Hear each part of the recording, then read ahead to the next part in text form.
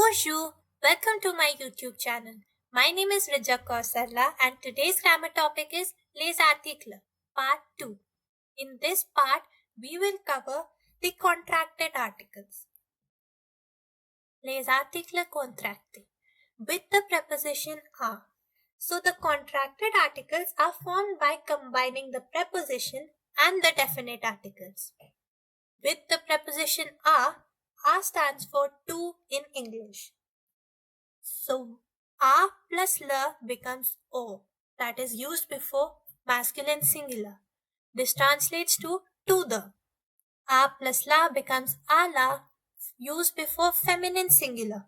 It too translates to the. A plus le becomes o, used before plural, both masculine and feminine, and a plus l apostrophe becomes a l apostrophe, used before singular, in front of vowels or muted h. For example, je vais au jardin. I go to the garden. Elle va à la cantine. She goes to the canteen. Tu parles aux femmes. You talk to women. You talk to the women. Il va à l'école. He goes to the school. Similarly, the contracted articles with the preposition the.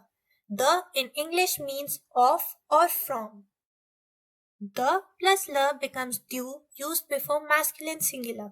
So du stands for of, the or from the. Similarly, the plus la becomes the la, used before feminine singular. The plus le becomes they, used before plural, both masculine and feminine.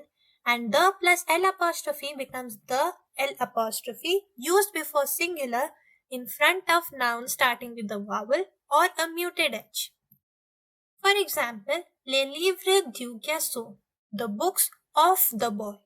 Les pièces de la maison, the rooms of the house.